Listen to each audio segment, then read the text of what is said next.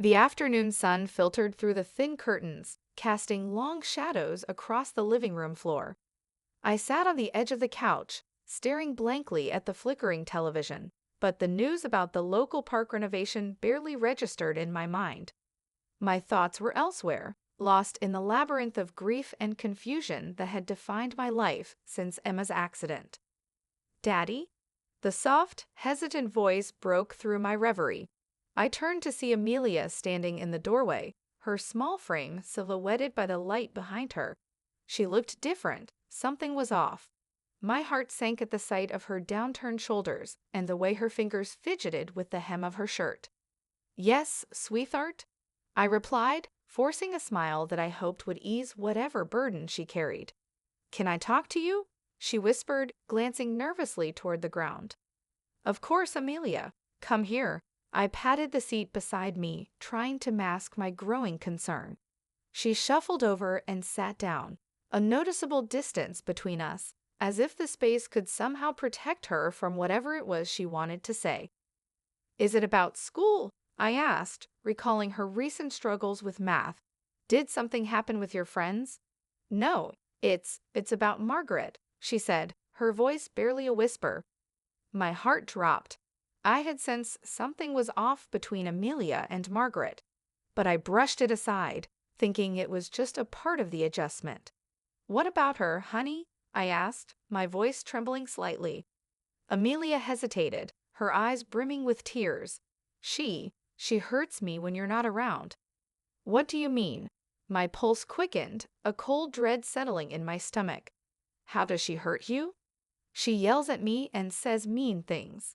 And sometimes she pushes me," Amelia confessed, her voice cracking. "It's not a game, Daddy. I don't know why she's like this." The room felt like it was closing in on me. I could hardly breathe, the words hanging in the air like an unspoken curse. "Are you sure, Amelia? Maybe she was just upset and didn't mean it that way." "No," she cried, tears spilling down her cheeks. "Please believe me. I don't want to be around her when you're gone. I'm scared." I instinctively reached out, pulling her into my arms. "Oh, baby, I'm so sorry.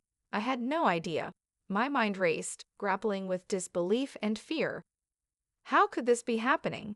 How could I have let someone into our lives who could hurt my little girl? "Can you promise me something?" Amelia asked, her voice muffled against my chest. "Anything," I vowed, my heart breaking for her. "Promise me you won't let her hurt me anymore," she pleaded, pulling back to look me in the eye, her gaze intense and pleading. "I promise," I said, my voice steadying as I made that promise. But inside, I felt a whirlwind of panic. How was I going to protect her? I realized I couldn't just sit here. I had to confront Margaret. The thought made my stomach churn, but Amelia needed me. I needed to find the truth, whatever it was. As the sunlight began to fade, I knew our lives were about to change forever. Sitting in the dimming light of the living room, I felt as if the walls were closing in around me. The soft hum of the television faded into a dull murmur, and my mind drifted back to a time when laughter filled this space, when Emma was still alive. Emma had a warmth about her that could brighten even the gloomiest of days. I remembered the way her laughter would echo through our small apartment, mingling with the sounds of her cooking in the kitchen. Those were the moments I cherished the most, cozy evenings spent playing board games with Amelia, our little family cocooned in joy and love. But everything changed that fateful day a little over a year ago. I could still picture the police officer's somber face, the way he hesitated before speaking. "I'm sorry to inform you." The words rang in my ears, a haunting refrain I wished I could forget. "Daddy?"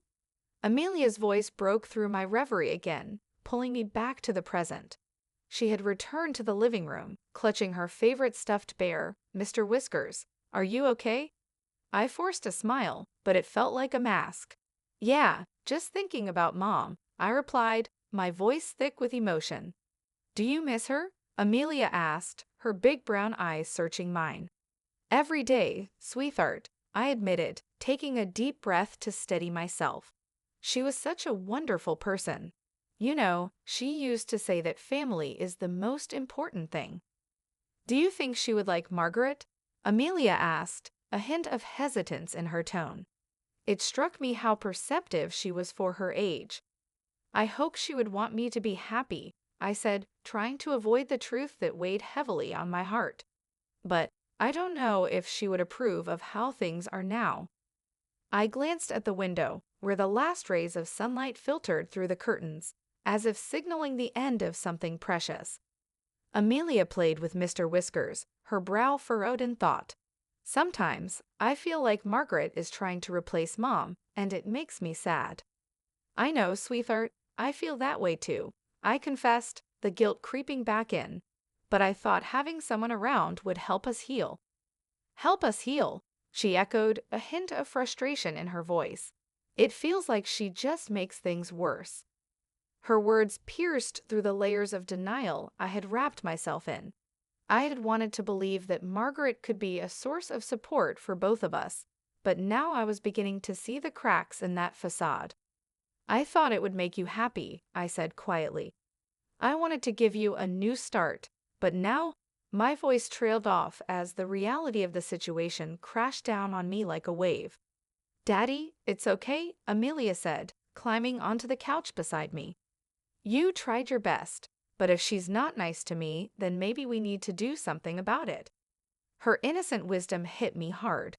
I realized that I had put my own needs above hers in my desire to move forward, and now I had to protect her, no matter the cost. Maybe we do, I replied, pulling her into a tight hug. I promise I will figure this out. You don't have to be scared anymore. As I held her close, I felt a flicker of determination ignite within me. I had to confront this situation head-on, for Amelia's sake and for Emma's memory. I couldn't let fear dictate our lives any longer. The shadows of the past were beginning to lift, revealing the hard path ahead. But for the first time in a long while, I felt ready to walk it. It had been a turbulent few months after Emma's passing. The house felt empty, the laughter that once echoed off the walls now replaced with a heavy silence. I was trying to navigate life as a single parent, while also grappling with my own grief. It was during one of those dark, lonely nights that I first met Margaret. It was late, and I had just finished a long day at the office. As I walked into the break room to grab a cup of coffee, I found her there, standing by the counter, her dark hair falling in soft waves around her shoulders. She had an easy smile, one that lit up her face, and I remember feeling an inexplicable warmth in her presence. "Hey there, I'm Margaret," she said, extending her hand. "You must be Adam. I've heard a lot about you from the team." "Nice to meet you, Margaret," I replied, shaking her hand. There was something comforting about her demeanor. It felt like a balm on a wound I wasn't ready to acknowledge. Over the next few weeks, we exchanged casual conversations, sharing small jokes and stories over lunch breaks. Her laughter was infectious, drawing me out of the fog of sorrow that had enveloped me. I remember one particular day when we were discussing our favorite childhood movies. "Have you ever seen The Princess Bride?" she asked, her eyes sparkling. "It's the ultimate fairy tale." I chuckled, recalling my own fond memories of watching it with Emma. "I love that movie. My wife used to quote the lines all the time. She said I was her Wesley." "Then I guess that makes you a pretty lucky guy," she replied, a hint of sadness in her voice that I couldn't quite place. As time passed, our conversations turned from casual to personal. It felt as though she understood the struggles I was facing as a single father. "You know, I think Amelia would really benefit from having a positive female role model in her life," she suggested one afternoon, a hopeful smile on her face. "Maybe you're right," I admitted, though a part of me still hesitated. "But it's a big adjustment for both of us.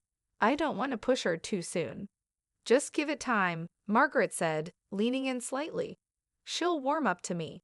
Kids are resilient." Her confidence made me believe it was possible, so I took the leap. A few weeks later, after what felt like an eternity of uncertainty, I invited Margaret over for dinner. I hoped it would be a nice evening for all of us, a chance for Amelia to get to know her in a relaxed setting. That night, I set the table with our best dishes, hoping to create a welcoming atmosphere. Amelia, can you help me with the salad? I called from the kitchen, trying to keep my voice light. Do I have to? She replied, her tone flat. Come on, it'll be fun. We're making a great dinner for a guest, I coaxed. Fine, she muttered, reluctantly joining me. I noticed she kept glancing toward the door, her apprehension palpable. When Margaret arrived, she swept in like a breeze, bringing an air of excitement with her. Hello, you two, she chirped, kneeling down to Amelia's level. I brought dessert, chocolate chip cookies, your favorite, right? Amelia's expression shifted slightly, the corners of her mouth lifting just a bit. Yeah, she replied, though her voice lacked enthusiasm. See, I told you I would make this a fun night, Margaret said, winking at her. Now let's get this party started. As we settled down to eat, I watched Amelia's initial hesitance begin to fade.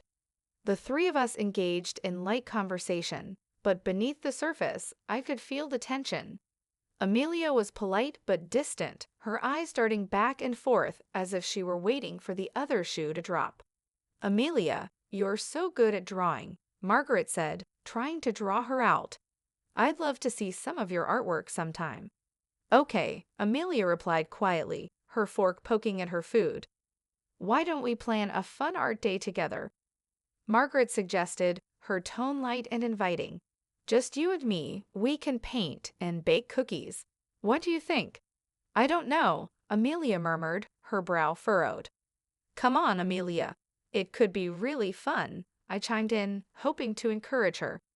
Maybe, she said, but her lack of enthusiasm was evident.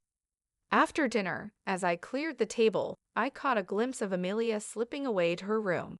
I followed her, concerned. Hey, everything okay? I asked, leaning against the doorframe. I don't know, Dad, she said, her voice barely above a whisper. She seems nice, but I just don't feel right. The unease in her voice sent a chill through me. What do you mean? It's just, I can't explain it. Her gaze dropped to the floor, and I could see the conflict in her eyes. As the evening wore on, I couldn't shake the feeling that I was walking a tightrope, balancing between wanting to give Amelia a new beginning and protecting her from potential hurt. Little did I know, this was only the beginning of our challenges with Margaret. The days turned into weeks, and the initial excitement surrounding Margaret's arrival began to fade, replaced by an uncomfortable tension that lingered in our home. The cozy atmosphere I had hoped for had given way to an underlying sense of unease, especially around Amelia. It was as if a storm was brewing just beyond our front door, and I could feel its ominous presence growing stronger each day. Amelia had always been the bright spark in our lives, her laughter and curiosity bringing light to our dim spirits. But lately, she had become increasingly withdrawn. She spent hours in her room, doodling in her sketchbook, her joy replaced by a quiet melancholy that worried me deeply. One evening, as I was cleaning up after dinner, I noticed Amelia sitting at the dining table, staring blankly at a half-finished drawing of a flower. The vibrant colors she typically loved to use were absent. Instead, the drawing was muted, lacking life. Hey, sweetheart, what are you working on? I asked, hoping to coax her out of her shell. Just a drawing, she mumbled, not looking up. It looks beautiful. Can I see it? I moved closer, my curiosity piqued. No, she said sharply, her voice barely above a whisper. It's not done. The defensiveness in her tone struck me, and I took a step back, feeling the distance growing between us. Okay, no problem, I replied, trying to keep my tone light. You can show it to me when you're ready. As I turned to leave, Margaret entered the room, her presence commanding yet unsettling. What are you two talking about? She asked, her voice cheerful but tinged with something that felt off. Just some art, I said, glancing back at Amelia, who remained silent, her gaze fixed on the table. Art is a wonderful way to express feelings, Margaret chimed in, approaching Amelia. How about we have an art day this weekend? Just you and me, remember? Amelia's eyes widened slightly, and she shook her head. I don't want to, she replied firmly, surprising both of us with her sudden assertiveness. Why not? Margaret asked, her tone shifting slightly, a hint of frustration creeping in. We could have so much fun together. I don't feel like it, Amelia insisted, her voice steady but quiet, as if she were summoning every ounce of courage within her. Margaret's smile faltered for a moment, and I could see the tension in her posture. Well, you should really try to spend time with me, she said, her voice forced. You might actually enjoy it.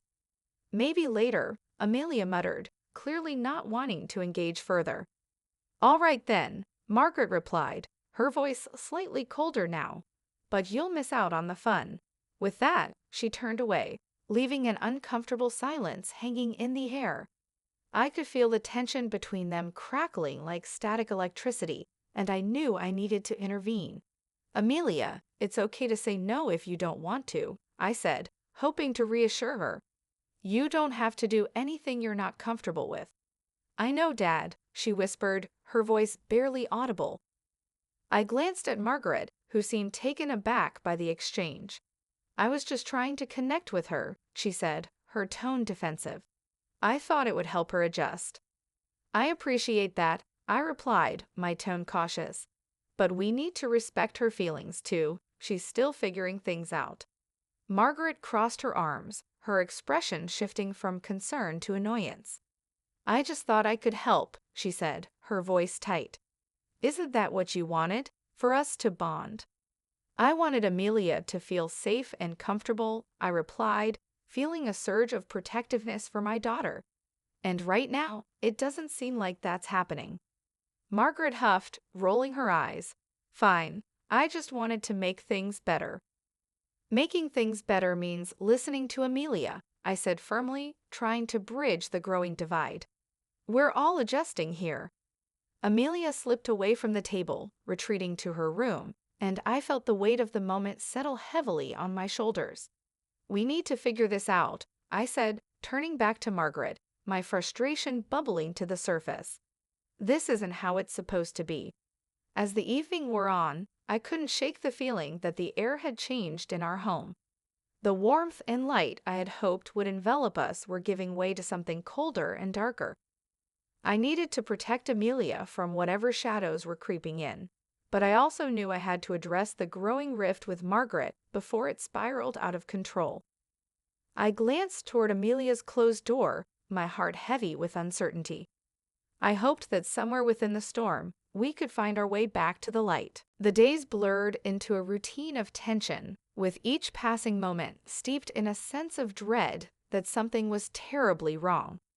While Margaret tried to maintain a facade of normalcy, Amelia's behavior became increasingly erratic.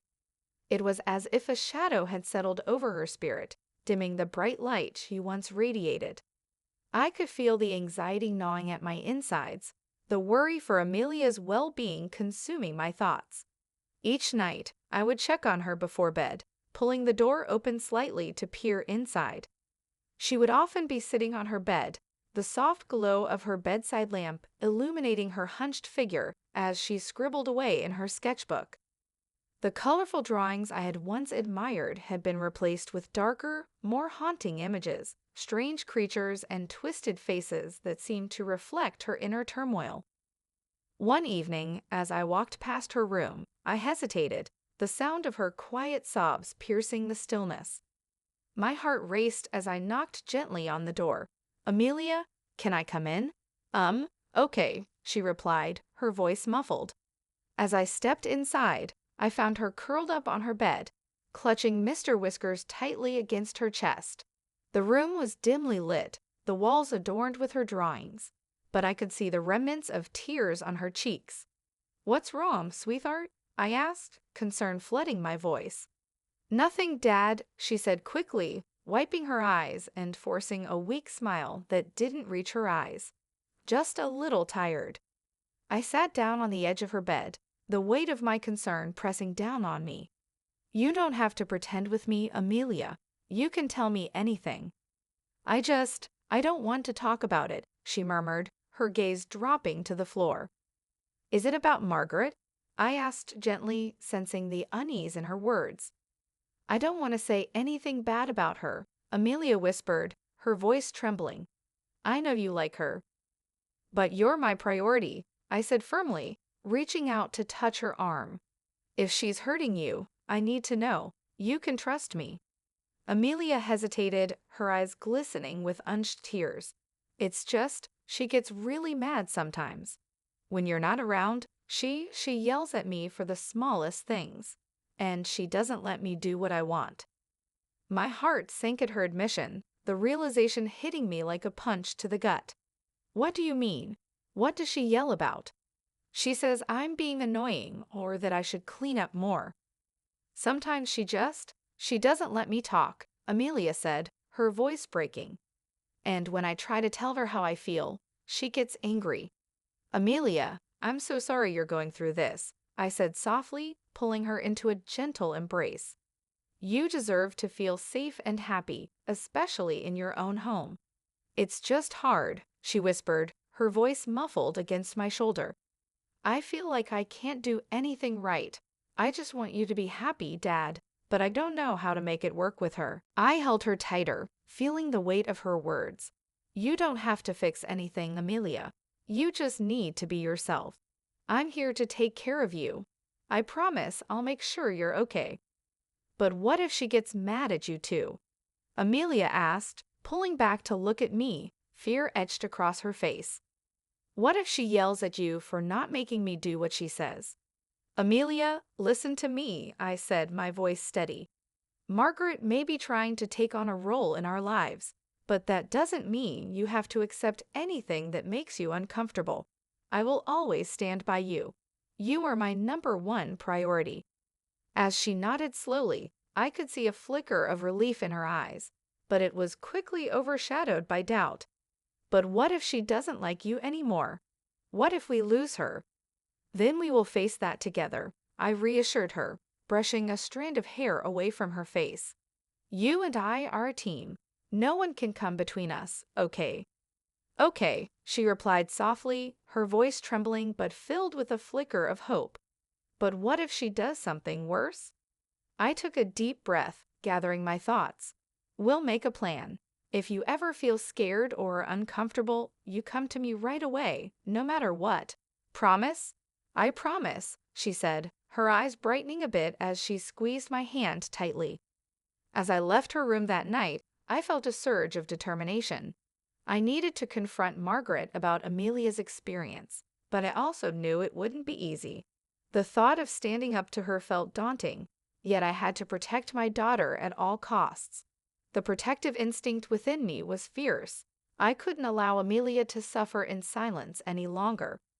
In the days that followed, I tried to keep the lines of communication open with Amelia, encouraging her to share her thoughts and feelings. I watched as the shadows of fear slowly began to lift from her, even if only slightly. But I knew that the real challenge lay ahead. I needed to face Margaret, to demand that she treat my daughter with the kindness and respect she deserved. That weekend, I resolved to have that conversation, a storm of uncertainty swirling inside me as I prepared to confront the growing tension in our home. The time had come to uncover the truth behind Margaret's behavior and ensure that Amelia could finally breathe freely again. The weekend arrived, and with it, a gnawing sense of anxiety that coiled tightly in my stomach. I had spent the last few days preparing for this conversation with Margaret, mentally rehearsing the words I needed to say. My primary goal was to protect Amelia, but I also felt the weight of my relationship with Margaret hanging in the balance. Would she listen? Would she deny everything? As I paced in the living room, I noticed the sunlight filtering through the window, casting long shadows on the floor. It should have been a comforting sight, but instead, it felt like the calm before a storm. My mind raced back to Amelia's tear-streaked face, the weight of her silence pressing heavily on my chest. Dad, can we play a game? Amelia's voice pulled me from my thoughts, her eyes bright with a hint of hope. Sure, sweetheart, I replied, forcing a smile. Let's play after I talk to Margaret, okay? Okay, she said hesitantly, her gaze dropping. I could sense her unease, a reflection of my own. Taking a deep breath, I walked toward the kitchen where Margaret was preparing lunch. The scent of sautéed vegetables wafted through the air, a stark contrast to the turmoil brewing within me. As I entered, I found her humming softly to herself, a cheerful tune that felt oddly out of place in my current mood. "Margaret," I said, my voice steady but laced with urgency. She turned, a bright smile on her face that faded slightly as she noticed my expression. "Hey, everything okay?" "No, not really," I replied, my heart pounding. "We need to talk." "Sure, what's on your mind?" she asked, crossing her arms as she leaned against the counter. I hesitated for a moment, choosing my words carefully. "It's about Amelia. I've noticed she's been different since you moved in. She seems sad, and I think it's because of the way you've been treating her." Margaret's demeanor shifted immediately, her smile evaporating. "What do you mean? I haven't done anything to her." "Amelia told me you've been yelling at her and saying hurtful things," I pressed, feeling a mix of anger and desperation. "She's scared of you, Margaret. That's not how a family should be." Her expression hardened and she took a step closer to me, her eyes narrowing. "Are you seriously accusing me of being a bad stepmother? She's just a kid, Adam. Kids can be dramatic. Maybe she's just exaggerating." "Exaggerating?" I repeated, incredulous. "She's 8 years old. She shouldn't have to exaggerate anything to get your attention or care. She's not a burden to be dealt with. She's a child who deserves love." "I'm trying to help her adjust," Margaret snapped, her voice rising. "I'm here to be a good influence, but if she's acting out, that's on her, not me." "Margaret, this isn't about acting out," I said, trying to keep my voice calm despite the rising tension. "This is about your behavior toward her. You've been unkind, and it's affecting her deeply." "I don't have to explain myself to you," she retorted, her tone defensive. "You don't understand how hard it is for me either. I stepped into your life to help, but I can't be perfect." "Perfect is not what I expect," I replied, frustration boiling over. "I expect you to be kind. I expect you to treat Amelia with respect. She needs a loving stepmother, not someone who makes her feel inadequate." Margaret's expression shifted from anger to hurt, and for a moment, I saw a flicker of vulnerability in her eyes. "You don't get it," she said softly, her voice dropping. "I lost my job and came here to build a new life. I thought this would be a fresh start, but nothing is easy." "I understand that, but you can't take that out on Amelia," I replied gently, sensing her pain but unwilling to back down. "She's not the source of your struggles." "You think I'm a monster?" she asked, her voice cracking. "You think I want to hurt her?" "I think you need to acknowledge how your actions are affecting her," I said, trying to reach her. "It's not too late to change. You can be the person she needs." Margaret turned away from me, her shoulders slumping as she faced the sink. "I don't know how to fix this," she murmured, almost to herself. "Then let's figure it out together," I offered, my heart softening. "I want to help you. We can find a way to communicate better. I want Amelia to feel safe and loved in our home, and I want you to be part of that." Silence hung in the air, thick with unspoken words. After a long pause, she turned back to me, her expression unreadable. "Maybe I haven't handled everything perfectly. I didn't realize how serious it was." "That's the first step," I said, feeling a glimmer of hope. "Let's talk to Amelia together. We can apologize and work on building a better relationship." Margaret nodded slowly, her eyes misty. "I just want to do right by you both. I'm scared of messing it up." "You won't if we work on it together," I reassured her, feeling the tension in the room begin to dissipate. "We can make this a home again." As we stood there, a fragile sense of understanding began to form between us. I knew it wouldn't be easy, and I was still wary of the uncertainty ahead. But for the first time in a long time, I felt a flicker of hope that things could improve. That evening, as we sat down to dinner together, I felt a tentative shift in the atmosphere. The laughter I had missed seemed just within reach, and I was determined to hold on to it. Amelia needed to see that we were united, that the adults in her life were willing to do whatever it took to create a safe and loving environment. "Hey, Amelia," I called as she entered the room, a small smile tugging at her lips. "We've been talking, and we want to have a family meeting tonight." She looked between us, her curiosity piqued. "About what?" "About how we can all get along better," I replied, my heart swelling with hope. "And how we can support each other." Margaret nodded, her expression softening. "I want to make things right with you, Amelia. I'm sorry if I've made you feel bad." Amelia's eyes widened, surprise flickering across her face. "You mean it?" "Of course," I said, my voice steady. "We're a family, and families work together." As we sat down to dinner, I couldn't help but feel that perhaps, just maybe, we could begin to rebuild the fragile threads of our lives into something stronger. The road ahead would be challenging, but I was ready to face it, not just for Amelia, but for all of us. Together, we could confront the past and embrace the future, one small step at a time. The sun rose the next day, casting a warm glow through the kitchen window, but the light felt hollow. I had managed to share a quiet breakfast with Margaret and Amelia, and though we exchanged smiles, the unspoken tension lingered in the air. I was relieved that Margaret had agreed to work on her relationship with Amelia, but I knew we couldn't simply gloss over the issues at hand. I needed to understand the full extent of Amelia's experiences. "Amelia," I said, setting my coffee cup down as I turned to her, "can we talk for a moment before you head to school?" Sure," she replied, glancing up from her cereal, a hint of apprehension flickering in her eyes. "Margaret, do you mind if we have a quick chat?" I asked, my gaze shifting to her. "Of course," she replied, a touch of worry flashing across her face. "I'll clean up the kitchen." I gestured for Amelia to join me in the living room, my heart racing with anticipation. "Come sit with me, okay?" I said gently, motioning toward the couch. As she settled beside me, I could see her fidgeting with the hem of her shirt, a sign of her unease.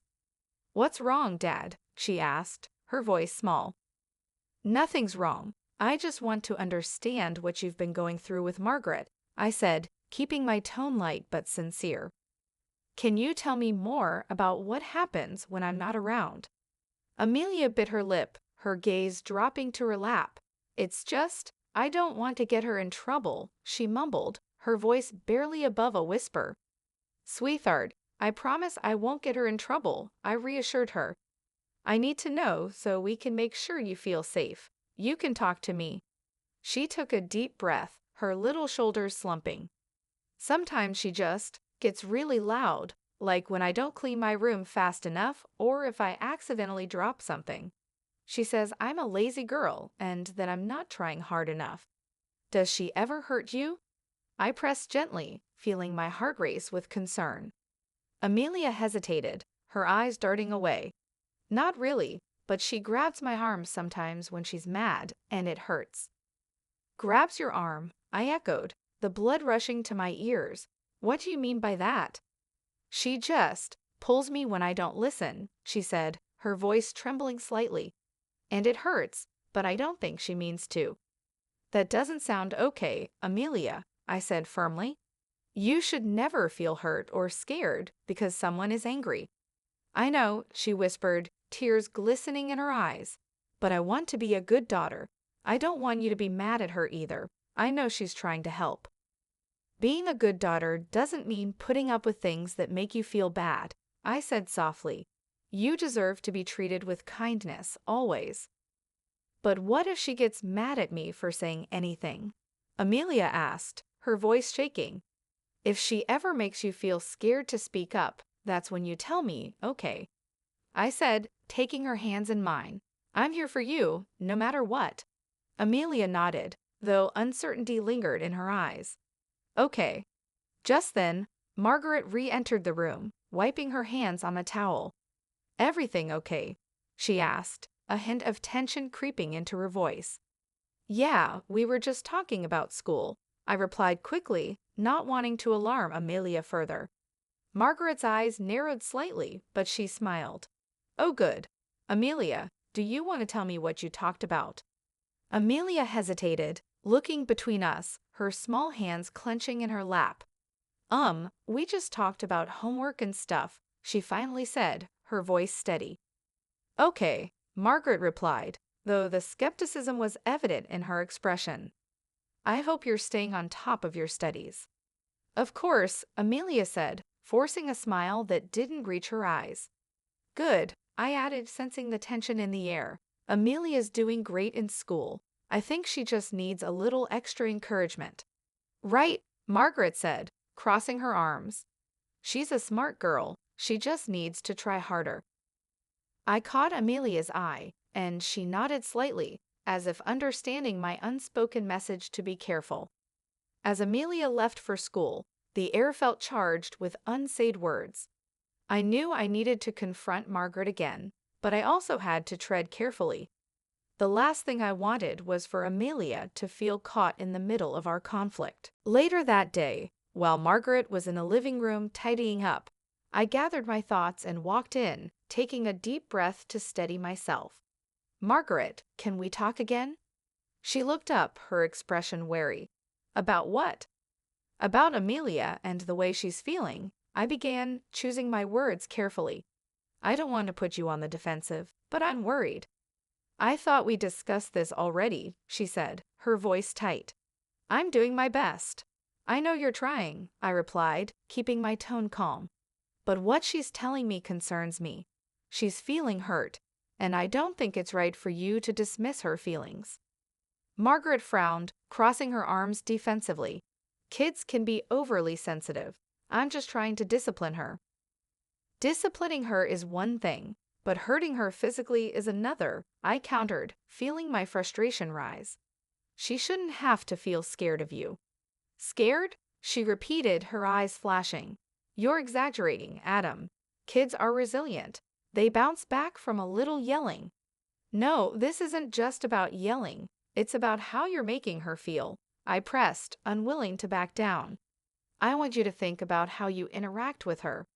You can't expect her to flourish if she feels like she's walking on eggshells around you. Margaret's expression softened for a moment, but it was quickly replaced by defensiveness. I can't help it if she doesn't listen. It's my job to make sure she behaves. By scaring her, I challenged, my heart racing. This isn't discipline. This is abuse. You need to recognize the difference. She flinched at my words, but instead of engaging, she turned her back to me, staring out the window. Maybe you just don't understand, she said quietly, almost defeated. I'm not a bad person, Adam. I'm trying to help her. I know you're trying, I replied, my voice softening. But there's a better way to help her without resorting to fear and anger. Let's talk to someone, maybe a family therapist. We can learn how to communicate better. I don't need therapy, she snapped, spinning around to face me. I'm not the problem here. Amelia is being difficult, and you're making excuses for her. I took a deep breath, trying to stay calm. It's not about excusing behavior. It's about understanding it. If you really want to help her, you need to listen. We need to work together on this. Work together, she scoffed. I'm not the villain here, Adam. Maybe you should talk to your daughter and see how much she's exaggerating. I stepped closer, my heart pounding. I've listened to her, and I believe her. It's time you start doing the same. Margaret fell silent, her eyes narrowing as she crossed her arms tightly over her chest. You're taking her side.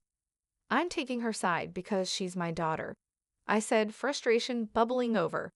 This isn't about sides, it's about her well-being. And what about me? She challenged, her voice rising. What about my feelings in all of this? I've sacrificed everything to be here. I know you have, I replied, my tone softening. But this isn't just about you anymore. We're a family, and families need to support one another. I need you to support Amelia, not make her feel worse. Margaret stared at me for a long moment, her expression unreadable. I don't want to talk about this anymore, she said finally, her voice cold. Fine, I replied, my heart heavy. But this isn't over, Margaret. We need to address this before it tears us apart. As I walked away, I felt the weight of despair pressing down on me. The conversation had only deepened the divide between us, and I could feel the tension in our home rising again. I wanted so desperately for things to improve, but it was clear that denial and defensiveness stood in the way. That evening, as I lay in bed, I couldn't shake the feeling that we were at a crossroads. I had to protect Amelia at all costs, but I also needed to figure out how to bridge the gap with Margaret. I closed my eyes, hoping for clarity, but all I felt was an overwhelming sense of uncertainty about the future. The path forward seemed daunting, but I knew I had to keep seeking the truth, both for Amelia and for the fragile family we were trying to build. The days passed slowly, each one heavier than the last. Tension hung in the air like an oppressive fog, and I could feel the strain in every interaction with Margaret. Amelia was quieter than usual, and my heart ached for her. I spent countless hours pondering our situation, wrestling with the implications of what Amelia had shared. I knew I had to take action, and it had to be soon. One evening, I returned home from work, exhausted but determined. The sun had already set, leaving the house in shadows. I found Amelia sitting at the kitchen table, her homework sprawled out before her but untouched. She glanced up as I entered, her expression a mix of relief and anxiety. "Hey, kiddo," I said softly, kneeling beside her. "How was school today?" "It was okay," she replied, her voice barely above a whisper. "I did what you said. I told my teacher I was having trouble with some math problems." "I'm proud of you for speaking up," I said, hoping to coax a smile from her. "Did she help you?" "Yeah, she did. But I don't want to go home," Amelia admitted, her eyes welling with tears. "I don't like being there when Margaret is there. It's too scary." My heart sank. "I know it's tough, sweetheart," I said, gently squeezing her hand. "But I want you to know you can always talk to me about how you feel. We can work through this together." Just then, Margaret entered the kitchen, her expression unreadable as she glanced between us. "What's going on?" she asked, a hint of defensiveness creeping into her tone.